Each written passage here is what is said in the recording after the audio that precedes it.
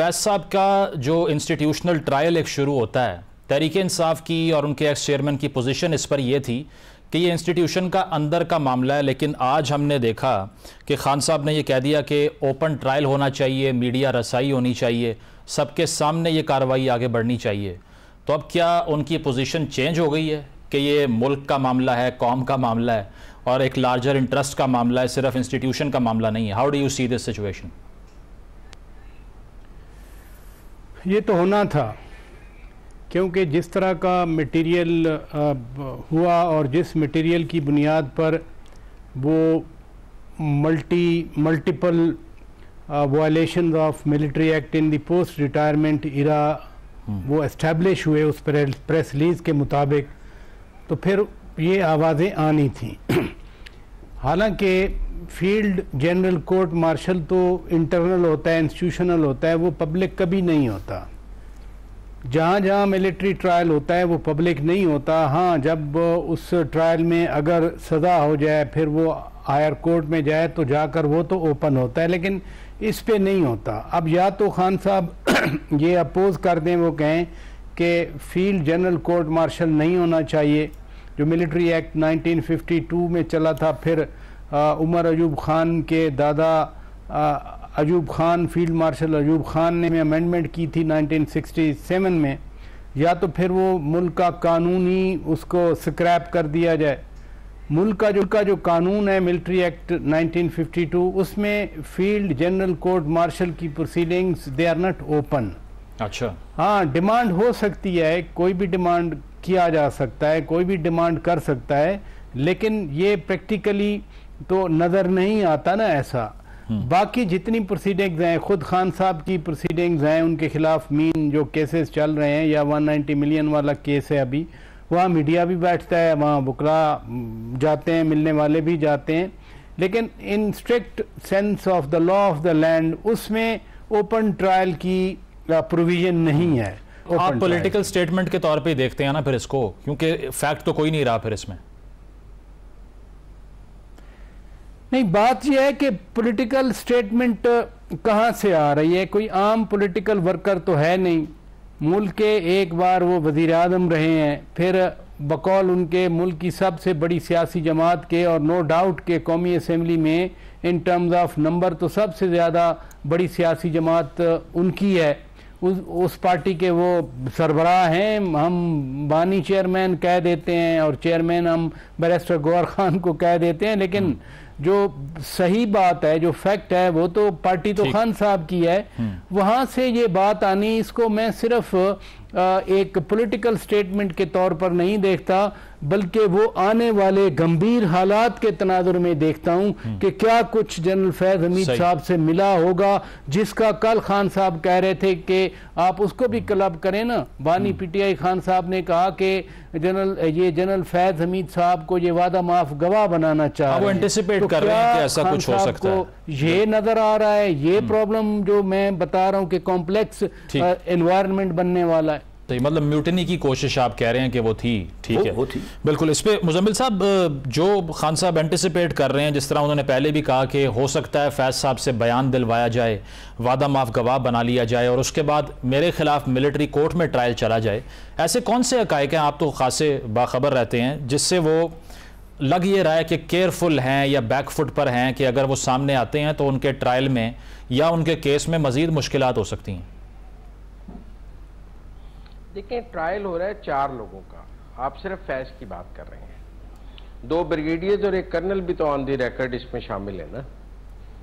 अभी तक जो रिटायर्ड 2 ब्रिगेडियर्स और 1 रिटायर्ड कर्नल का भी तो साथ फील्ड कोर्ट मार्शल है ना, वो भी तो इसमें शामिल है, वो भी तो कोलैबोरेटिंग एविडेंस दे रहे होंगे ना। अब फील्ड कोर्ट मार्शल की जो कार्रवाई है उसमें इन्होंने अपने वकील मुकर्रर कर दिए हैं। अब चार्ज फ्रेम होना है, उस दिन ये यहाँ गिल्टी प्लीड करेंगे या नॉट गिल्टी प्लीड करेंगे चार्ज के आगे, और उसके बाद एविडेंस। अब सवाल ये है कि ये चारों जो हैं ये अपना अपना दिफा क्या लेते हैं? क्या फैज साहब पर जो चार्जेस हैं वो उनका दिफा कहेंगे कि मैंने ये काम किए हैं, या वो उन कामों की जिम्मेदारी किसी पर डालेंगे? जो 2 ब्रिगेडियर्स और 1 कर्नल हैं वो जिम्मेदारी फैज साहब पर डालेंगे या नहीं डालेंगे? तो ये तो इस ट्रायल के आगे बढ़ने पर है। लेकिन देखिए फैज साहब ने कोई मुस्लिम लीग नून की सहूलतकारी तो नहीं की है जिस पर उनके ऊपर ट्रायल चल रहा है, कोई पीपल्स पार्टी की सहूलतकारी नहीं की है जिस पर उनके ऊपर ट्रायल चल रहा है पोस्ट रिटायरमेंट, ना उन्होंने एमक्यूएम की पोस्ट रिटायरमेंट कोई सहूलतकारी की है, ना मौलाना फजलुर रहमान की है। जिस जमात की उन्होंने पोस्ट रिटायरमेंट सहूलतकारी की है उसी के हवाले से ट्रायल चल सकता है ना, तो वो जमात तो तहरीक इंसाफ है। मतलब आप ये कह रहे हैं कि टॉप सिटी केस के अलावा सिग्निफिकेंस ट्रायल की कुछ और है? मुझे नहीं लगता टॉप सिटी को इतना सिग्निफिकेंट मामला है 2017 से। अच्छा, वो तो एक मामला पेंडिंग था, वो साथ असल मामला तो पोस्ट। देखिए सवाल है फौज के अपने निजाम और रिट का, उसके जो रिटायर्ड लोग हैं वो भी उसके निजाम में और उसके रिट में होते हैं। अगर पोस्ट रिटायरमेंट उनका कोई जर्नैल उनकी रिट से और उनके निजाम से बाहर गया है तो ये उनके डिसिप्लिन का मामला है। अच्छा। अगर उसने कुछ ऐसा काम किया है जो सिटिंग आर्मी चीफ की डिफाइंस है तो फिर वो ये नहीं कर सकता।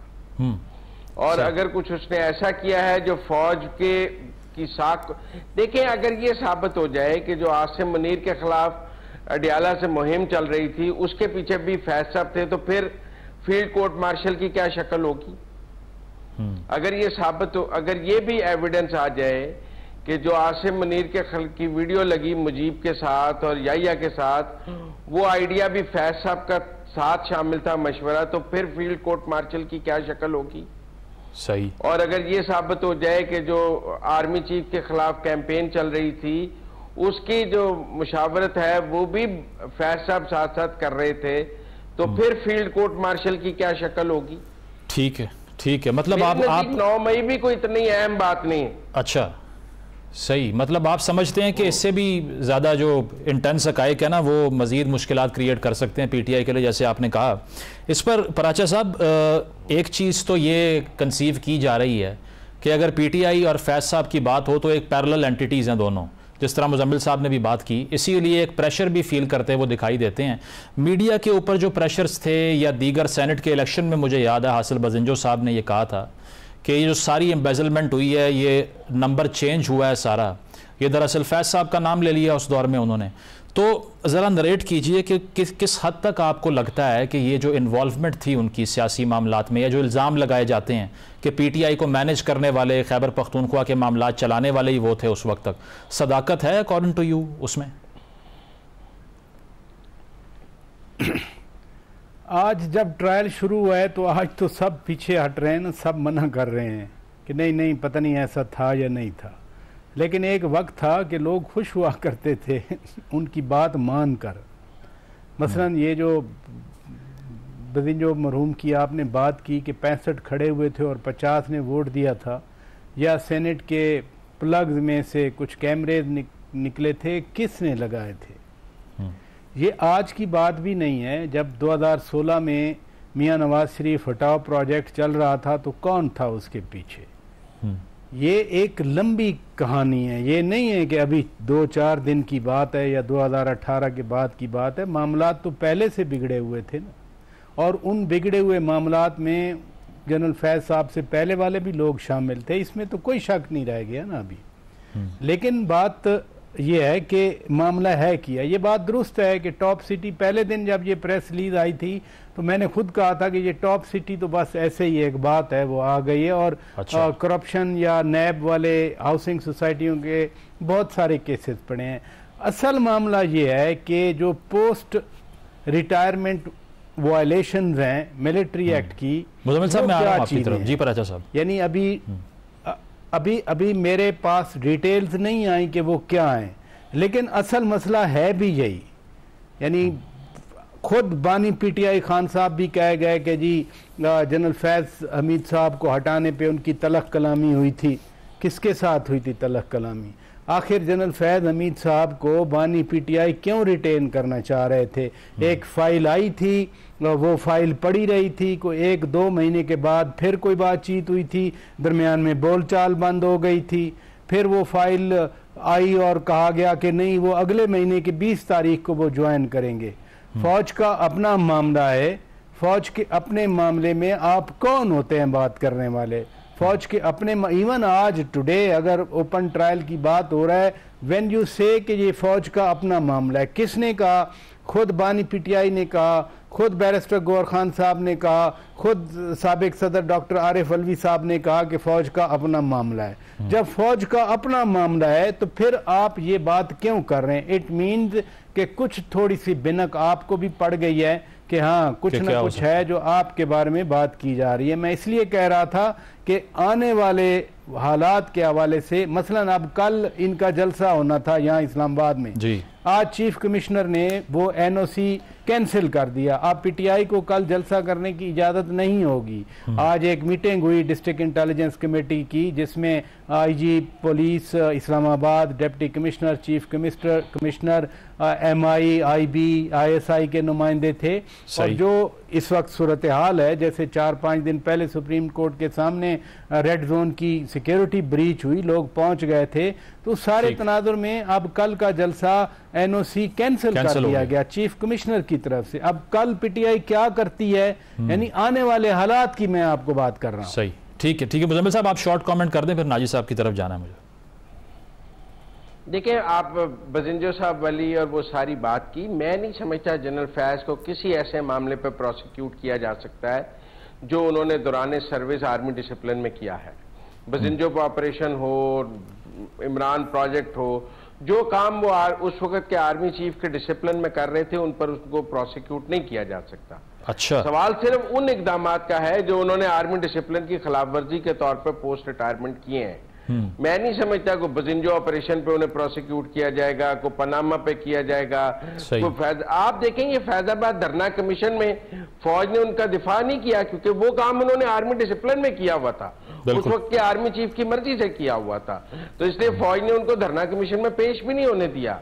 तो जो आज के भी आर्मी ऑफिसर्स काम कर रहे हैं वो आर्मी चीफ की मर्जी से कर रहे हैं, उनको वही तकद्दुस और मुकद्दस हैसियत, मतलब ओहदे पे रहते हुए जो उन्होंने फैज के भी उन कामों को भी सही, जनरल फैज के भी उन तमाम कामों को वो तकद्दुस और वो मुकद्दस हैसियत हासिल है जो उन्होंने आर्मी डिसिप्लिन में ठीक है। ओहदे पे रहते हुए आपके नजदीक जो उनकी एक्टिविटीज थी वो मसला नहीं है। नाजी साहब जस्ट एक सेकंड, ये जो टॉप सिटी वाला था ये तो मामला फौज के अंदर थे उस वक्त, वो रिटायर नहीं हुए थे, ये 2017 की बात है।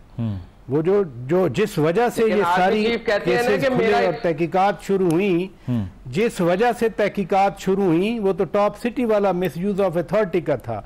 सो ये नहीं है कि जो कुछ सब, लेकिन आपने खुद कहा कि वो कवर है और वो असल केस नहीं है। आपने खुद कहा कि वो आपको नहीं लगता कि उसकी ग्रेविटी इतनी ज्यादा है।